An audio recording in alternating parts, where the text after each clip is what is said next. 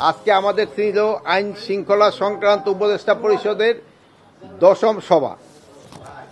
এই সভায় আমাদের যে আলোচ্য সূচিগুলি ছিল অন্যান্য সময়ের মতো আলোচ্য সূচি, সারা দেশে আইন শৃঙ্খলা পরিস্থিতি, অভিযান পরিচালনার বিষয়ে আলোচনা, জুলাই হত্যাকাণ্ডে শহীদদের মামলার রেকর্ড তদন্ত এবং অগ্রগতির বিষয়ে আলোচনা, চুরি, ছিনতাই, চাঁদাবাজি, দখলবাজি, সংঘবদ্ধ দুষ্কৃতীদের কর্মকাণ্ড রোধের ব্যবস্থা গ্রহণ, দেশে অস্থিরতা সৃষ্টিকারী উস্কানিমূলক সাইবার প্রচারণার বিরুদ্ধে ব্যবস্থা গ্রহণ, নারী শিশু নির্যাতন ও ধর্ষণের বিরুদ্ধে আইনগত সামাজিক প্রতিরোধ গড়ে তোলা, সীমান্ত পার্বত্য অঞ্চলের পরিস্থিতি বিষয়ে আলোচনা, মাদকের অবরোধে কার্যকর ব্যবস্থা গ্রহণ এবং সম্পর্কিত আলোচনা, শীর্ষ সন্ত্রাসী জামিন ও পরবর্তী সন্ত্রাসী কার্যক্রম, জঙ্গি প্রতিরোধ, নির্মূল, নিয়ন্ত্রণ, নিষিদ্ধ ঘোষিত সংগঠন রোধে ব্যবস্থা গ্রহণ, গার্মেন্টস শিল্পকার শ্রমিকদের বেতন বোনাস পরিশোধ নিশ্চিত করা, গার্মেন্টস কারখানা, ঔষধ শিল্প সহ বিভিন্ন শিল্প বিশৃঙ্খলা সৃষ্টি বিষয়ে আলোচনা, অস্ত্র জমা, অবৈধ অস্ত্র উদ্ধার অভিযান পরিচালনা সংক্রান্ত আলোচনা, রোহিঙ্গা ক্যাম্পের আইন শৃঙ্খলা সার্বিক পরিস্থিতির বিষয়ে আলোচনা এবং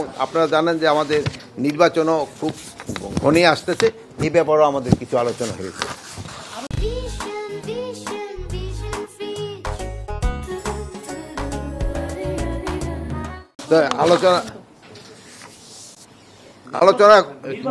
আলোচনা পথে সিদ্ধান্ত তো কয়েক পেজের বের হবে। যেমন ধরুন এর আগের সিদ্ধান্ত ছিল কত পেজ, ওর এত অনেক পেজ, তো সিদ্ধান্তগুলো তো আমরা সব কিছু এখানে বলা যাবে না। তো মূল আলোচনা এখন যদি আপনাদের যদি কোনো প্রশ্ন থাকে আপনারা, নির্বাচনের ব্যাপারে আলোচনা হয়েছে যেন আইন শৃঙ্খলা পরিস্থিতিটা যেন ভালো থাকে, এই জন্যেই কিভাবে আমাদের আইন শৃঙ্খলা পরিস্থিতি ভালো রাখা যায় এবং ভালো থাকে এই ব্যাপারে আলোচনা হয়েছে এবং আমাদের এখানে মোটামুটি সব বাহিনী প্রধানরা একটা এনশিওর করছে যে ওই সময় পরিস্থিতি ভালো থাকবে। আর একটা জিনিস, নির্বাচনে আইন শৃঙ্খলা পরিস্থিতি ভালো থাকাটা শুধু আইন শৃঙ্খলা বাহিনীর উপরে নির্ভর করে না, যারা পার্টিসিপেট করে তাদের উপরেও কিন্তু নির্ভর করে। এই জন্য আপনারা সবসময় বলবেন, তাদেরও বলবেন যদি নির্বাচনটা ভালো হয়, যে জিতে তার জন্য কিন্তু একটু ভালো হয়, ভালো নির্বাচনে জিতলে। আর যদি কোনো রকম অসুবিধা হয় সেসব কিন্তু লোকজন বলে যে এই নির্বাচন ভালো হয় না, জিতেন। এই ভাই যেমন ধরেন যে 3 ভোটে আসছে, বাট সাহস করে বলতেছে যে আমি 3 ভোটে আসছি, যেহেতু নির্বাচনটা ভালো হয়েছে দেখি কিন্তু সাহস করে বলছে। তার না হলে উনি কি বলতো যে আমার এই কারচুপির মাধ্যমে হারানো হয়েছে। সেই সব কেন্দ্রে আপনারাও ছিলেন, আপনারাও কোনো কিছু বলেন না।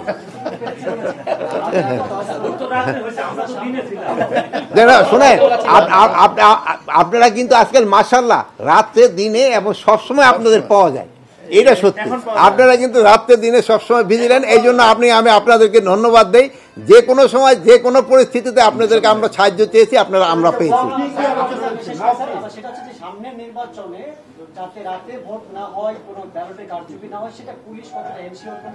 এটা পুলিশ না, এটা সম্পূর্ণ আইন শৃঙ্খলা বাহিনী এবং এটা শুধু এবং অন্যান্য বাহিনী যেমন returning officer, pulling officer, presiding officer, এদেরও কিন্তু একটা বড় দায়িত্ব রয়েছে। আর সর্বোপরি হলো ইলেকশন কমিশন, যেহেতু পুরা নির্বাচনটা নির্ভর করে হলো ইলেকশন কমিশনের উপরে। তারাই কিন্তু এই বাহিনীগুলি সেই সময় কিন্তু সবাই তার আন্ডারেই কাজ করে এবং ওনারা একটা ভালো নির্বাচন জাতিকে উপহার দেবে, এটি আমরা সবাই আশা করি।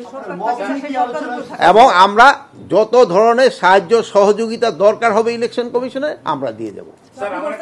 আপনি বলছেন আইন শৃঙ্খলা বাহিনী কাজ করবে নির্বাচনের জন্য ভালোভাবে। স্যার আমরা দেখছি গত কয়েকদিন থেকে এক হইল সাবেক সিইসি, তাকে মব ভায়োলেন্সের শিকার হয়েছে। গত রাতে খিলগাঁওয়ে একটি পূজা মণ্ডপে তারা ভেঙে ফেলেছে এবং লালমনিরহাটে 2 জন মানে যারা সেলুনে গিয়ে বাবা এবং ছেলেকে অপদস্থ করা হয়েছে। স্যার এই বিষয়গুলো আসলে পুলিশের সামনে সিইসিটা ঘটেছে, পুলিশ আসলে কতটা মনোবল? না এই যে ঘটনাটা সিইসিটা যেটা, এইটা মানে কেউ এই ধরনের ঘটনা আশা করে নেই। এটা জন্য আমরা সবাই দুঃখিত এবং এই ঘটনা ভবিষ্যতে যেন না ঘটে এই জন্য সব ধরনের ব্যবস্থাই নেওয়া হবে। এবং এটা এই ঘটনাটা কোনো অবস্থায় কিন্তু মেনে নেওয়া যায় না। আর এই ঘটনা যারা ঘটিয়েছে তাদের কিন্তু একজনের আপনারা জানেন অলরেডি আমরা আইনের আওতায় নিয়ে এসেছি এবং অন্যান্য যদি কেউ এটার সাথে জড়িত থাকে, আমরা অন্যান্য আরও তো অনেক জড়িত আছে, ফুটেজ দিয়ে আমরা সবারই আইনের আওতায় নিয়ে আসবো। এখানে আমি আরেকটা কথা বলছি, এখানে যদি আমাদের বাহিনীরও কারো যদি কোনো রকমের দুর্বলতা থাকে তার বিরুদ্ধে আমরা কিন্তু ব্যবস্থা নেব। আপনার 2 মহিলা 2 দিক দিয়ে কথা বললে মনে হয়তো ঝগড়া হয়ে গেছে। পুলিশ তো নিষ্ক্রিয় না, আমি তো আগেই বলছি পুলিশ আগের থেকে অনেকটা মানবিক হয়েছে, যেহেতু আগের মতো আপনাদের ওই কোনো কিছু হইলেই আগে একটা কথা বলে একটা বুঝানোর চেষ্টা করতো, ওইটা না করে আগে দুইটা বাড়ি দিত। এই জন্য আপনারা বলতেন পুলিশ খুব অ্যাক্টিভ। এখন হলো পুলিশ আপনাদের সাথে আগে আলোচনা করে সমস্যাটা সমাধান করতে যায়, এই জন্য আপনারা ভাবেন যে পুলিশ নিষ্ক্রিয়। আগের পুলিশের সক্ষমতা আমি বলবো আগের থেকে অনেক বেড়েছে। আমি গতকালকে একটা ট্রেনিং ইনস্টিটিউট ভিজিট করে আসছি, আপনারা হয়তো জানেন, টাঙ্গাইলে। আমি দেখি তো এতে তাদের ট্রেনিং এবং অন্যান্য জিনিস এবং তাদের মনোবল আগের থেকে অনেক ভালো হয়েছে। আপনি তো সময় দিতে হবে, হ্যাঁ, আপনি তো সংশ্লিষ্টতা একটা তো সময় লাগে। বলেন ভাই। আপনি বলেছেন যে নির্বাচন নিয়ে আপনাদের প্রস্তুতি আছে, আমরা নির্বাচনে কোন মাসে টার্গেট করে আপনার প্রস্তুতি আগাচ্ছি? এখন নির্বাচনটা কবে আপনার একটা তো মোটা একজাক্ট তারিখটা ঘোষণা, বাট একটা অ্যাপ্রক্সিমেট তো ঘোষণা হয়েছে।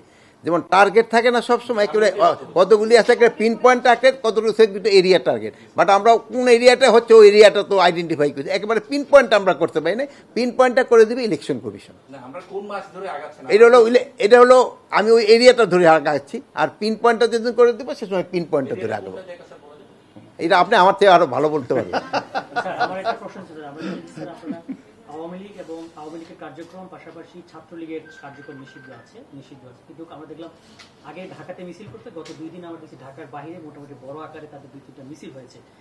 এটা কি স্যার আপনারা কি কোনো প্রকার খবর পাচ্ছেন অথবা কিভাবে করছে যে নিষিদ্ধ? না, গতকালকে ছিল কিন্তু আওয়ামী লীগের প্রতিষ্ঠা বার্ষিকী। আমরা যে ধরনের তাদের থেকে আশা করছিলাম অত বড় ধরনের কোনো ঘটনা ঘটে নাই। এরা ঢাকা শহরে ওরকম কোনো কিছু করতে পারে নাই, আর আশেপাশে ওরকম কিছু আজকাল ওই ভিডিও ফুটেজের মাধ্যমে ছোট জিনিস অনেক বড় করে দেখানো যায়, ওইগুলি হয়েছে। বড় কোনো কিছুই করতে পারে নাই, তারা আস্তে আস্তে কিন্তু একেবারে নিষ্ক্রিয় হয়ে যাচ্ছে।